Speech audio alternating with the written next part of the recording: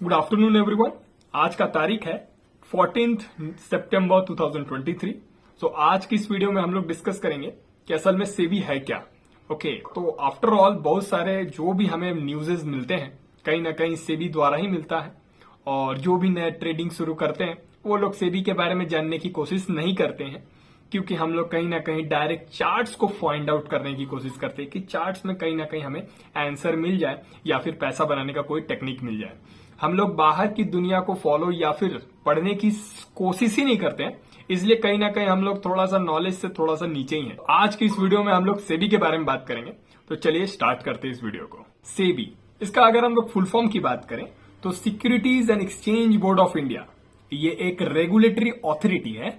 सेबी का अगर इसका मेन फोकस अगर बात करें तो सिक्योरिटीज मार्केट, कमोडिटीज मार्केट को रेगुलेट करना होता है। वैसे जब हम लोग बात कर ही रहे हैं सेबी के बारे में तो ये भी जान लेते हैं कि ये स्टैब्लिश हुआ कब था हमारे देश में। तो ये स्टैब्लिश हुआ था 12 अप्रैल 1992 को। अच्छा, हम लोग ये भी समझ गए कि ये रेगुलेटरी ऑथोरिटी है, तो भाई ये रेगुलेट करता क्या है। हाँ, वही अब इसका मेन पॉइंट है। लेट्स सी, स्टॉक मार्केट जैसे हम लोग समझते हैं, जो भी आईटीसी हो गया, रिलायंस हो गया, बाटा इंडिया हो गया, XYZ, जो भी इतने सारे स्टॉक्स हैं हमें दिखते हैं, हर जगह हमें जो दिखते हैं, इस चीज को रेगुलेट कौन करता है? सेबी रेगुलेट करता है। क्या सिर्फ शेयर मार्केट्स को करता है? नहीं, बॉन्ड्स को भी करता है, देन कमोडिटीज मार्केट्स को भी करता है, यहां तक कि म्यूचुअल फंड्स को भी ये रेगुलेट करता है। ओके, तो इस चीज को सब कुछ अपने अंडर में रेगुलेट करता है कि कहीं भी कोई भी इलीगल एक्टिविटीज ना हो। अब जैसे हमने कमोडिटीज की बात की, तो कमोडिटीज में हम वही silver, gold, crude oil etcetera आते हैं कमोडिटीज मार्केट में। जैसे हमारे शेयर मार्केट में हो गया, जैसे ये इक्विटी अगर हम लोग बात करें तो हमें कोई भी शेयर्स XYZ, कोई भी शेयर्स जो हम लोग कंपनीज का देखते हैं XYZ, जैसे अभी मैंने आईटीसी का नाम लिया, रिलायंस का नाम लिया, XYZ जो भी हमें देखते हैं वो इक्विटी मार्केट है, वो भी रेगुलेट सेबी के द्वारा ही होता है। सेबी सिर्फ और सिर्फ रूल्स एंड रेगुलेशन नहीं बनाता है, यहाँ पे इन्वेस्टर प्रोटेक्शन के ऊपर भी थोड़ा ध्यान दिया जाता है। अब क्या है इन्वेस्टर प्रोटेक्शन? अगर मैं इसको सिंपल भाषा में बोलूं तो यहाँ पे ध्यान रखते हैं वो लोग कि भाई किसी के साथ भेदभाव ना हो जाए। अब भेदभाव क्या? इंफॉर्मेशन की अगर हम बात करें तो जो भी, लेट्स सी, 2 पर्सन को हम लोग एग्जांपल लेते हैं, A person and B person. So A person को अगर हम लोग एग्जांपल के तौर पे रखते हैं, हो सकता है कि इसके पास कुछ ऐसे न्यूज हो जो कि अभी लीक नहीं हुआ हो या फिर एक इनसाइडर न्यूज हो। इससे वो अगर इस चीज को, इस न्यूज की हेल्प से कहीं ना कहीं वो अगर बेनिफिट बनाता है, कोई भी हो सकता है, वो इंडिविजुअल हो सकता है, कोई बड़े प्लेयर हो सकते हैं, कोई भी, तो इस चीज को रोकने के लिए कहीं ना कहीं हमारे लिए वो लोग हैं, नॉट हमारे लिए, इनफैक्ट सबके लिए, जो रूल्स एंड रेगुलेशंस को फॉलो करते हैं। अच्छा, सेबी रूल्स एंड रेगुलेशंस सिर्फ और सिर्फ इंडिविजुअल्स के लिए नहीं, वो सबके लिए रूल्स बनाता है। यहां तक कि अगर कह सकते हैं मार्केट के लिए बनाता है, लेट्स से पूरा ओवरऑल मार्केट के लिए बनाता है, स्टॉक एक्सचेंजेस के लिए बनाता है, सब ब्रोकर्स के लिए बनाता है, और एज वेल एज इंडिविजुअल्स के लिए भी बनाता है, यहां तक कि डिपोजिटरी के लिए भी बनाता है। अब डिस्कस करते हैं डिपोजिटरी क्या है। डिपोजिटरी, अगर हम लोग इसको वर्ड के बारे में समझे तो जहां पे हम लोग कुछ डिपॉजिट करते हैं, तो फर्स्ट ऑफ ऑल इसको हम लोग कॉमन हमारे दिनचर्या, ये जो भी हम लोग यूज करते हैं, सो मेन डिपोजिटरी है हमारे लिए जो बैंक है, क्योंकि हम लोग कैश जमा करते हैं, कुछ भी हम लोग डिपॉजिट करते हैं, जो जिसको कलेक्ट करके रखे रहता है, उसको हम लोग एक डिपॉजिटरी बॉडी के नाम से जानते हैं। तो डिपॉजिटरी अगर हम लोग बात करें तो हमारे देश में जो भी है, जो भी हम लोग शेयर्स लेते हैं, बॉन्ड्स बाई करते हैं, क्रूड ऑयल बाय करते हैं, और डेटा फॉर्म, और नॉट अ डीमेट फॉर्म में, मतलब डीमेटरलाइज्ड फॉर्म में, या फिर एक अगर कह सकते हैं नॉन फिजिकल फॉर्म में, तो कहीं ना कहीं सारे फाइल्स या फिर सारे शेयर्स के जो भी पेपर्स या फिर डेटा फॉर्म, सॉफ्ट कॉपी हमारे इस डिपोजिटरी में रहता है। तो हमारे अगर देश की अगर बात करें तो हमारे पास 2 डिपोजिटरी है, मेन डिपोजिटरी है। क्या क्या है? एक है NSDL, जिसका नाम है नेशनल सिक्योरिटीज डिपोजिटरीज लिमिटेड, और दूसरा है CSDL, central securities depositories limited. Okay, so हमारे इस देश में 2 डिपोजिटरी मेन है।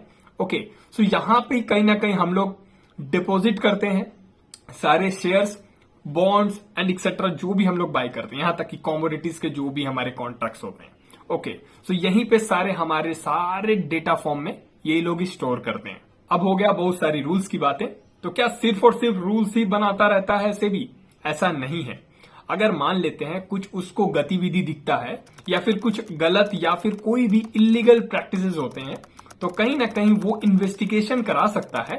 और एज वेल एज अगर प्रूव हो जाता है कि वो गलत है, इंडिविजुअल हो सकता है, सब ब्रोकर हो सकता है, ब्रोकर हो सकता है, कोई भी पर्सन, उसके लिए हर एक पर्सन सेम है।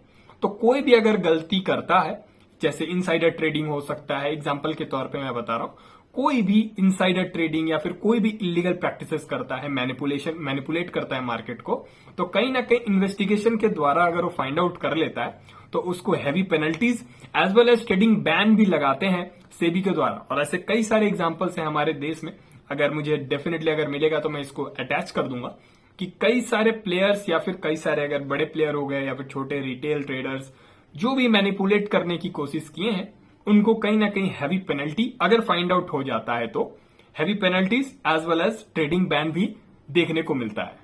और सिर्फ इंडिविजुअल्स की बात नहीं है, यहाँ पे ब्रोकर्स भी अगर कोई गलती करते हैं तो उन्हें भी बड़े पेनल्टी से नवाजा जाता है।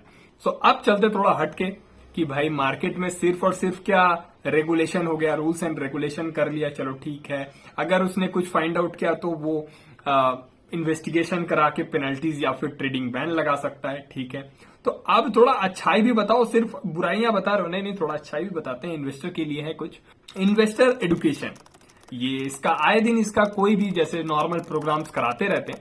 इसका मेन फोकस रहता है कि इन्वेस्टर एज वेल एज जो भी है, छोटे इन्वेस्टर्स हो सकते हैं, बड़े इन्वेस्टर हो सकते हैं, उन लोगों के बीच अवेयरनेस या नॉलेज पहुंचता रहे मार्केट के बारे में, या फाइनेंशियल जो भी कह सकते हैं फाइनेंशियल फ्रीडम के बारे में, या फिर फाइनेंशियल लिटरेसी के लिए बहुत सारे ऐसे प्रोग्राम्स बनाते रहते हैं। बनाने का कारण क्या है कि उनके पास सही समय पे या फिर सही चीज उनके पास पहुंचे, जो कि नॉलेज अच्छे टाइम पे पहुंच जाए, जिससे उन लोग का नुकसान ना हो मनी फैक्टर में, कि कहीं ना कहीं वो लोग अपना मनी बचाते रहें और कहीं ना कहीं इन्वेस्ट करें और आगे बढ़ने की कोशिश करें। तो मतलब अपना पैसा बचाने के लिए कहीं ना कहीं ऐसे बहुत सारे प्रोग्राम्स वो लोग बनाते रहते हैं। अगर देखा जाए तो सेबी सिर्फ और सिर्फ इंटरनल फैक्टर्स और इंटरनल अफेयर्स पे काम नहीं करता है, वो इंटरनेशनल कोलैबोरेशन भी करता है बड़े बड़े देशों के साथ। किस सेक्शन पे इसलिए कोलैबोरेट करता है क्योंकि उनके जो हमारे देश के जो रेगुलेटरी या फिर जो भी सिस्टम्स है, रूल्स एंड रेगुलेशंस है, सही है या गलत है, वो मॉडिफिकेशन की क्या जरूरत है। अगर मॉडिफिकेशन की जरूरत पड़ती है तो डेफिनेटली वो लोग दूसरे देश से कहीं ना कहीं सीख के वो लोग इधर चेंजेस करने की कोशिश करते हैं। और अगर मान लेते हैं अगर सेम है तो कोई इश्यू नहीं है, बट अगर चेंजेस की जरूरत पड़ती है तो वो लोग अडॉप्ट करने की कोशिश करते हैं, नए नए रूल्स लाते रहते हैं। अगर फॉरेन कंट्रीज अगर अच्छा रूल्स है उसको फॉलो करके अगर अच्छे रिजल्ट्स मिलते हैं हमारे मार्केट्स में, तो डेफिनेटली वो लोग ऐसा करते हैं और नए रूल्स आते रहते हैं। अगर हम लोग सेबी को समराइज करें, ओके, इस वीडियो को समराइज करने की कोशिश करें तो हमारे लिए क्या क्या हो गया।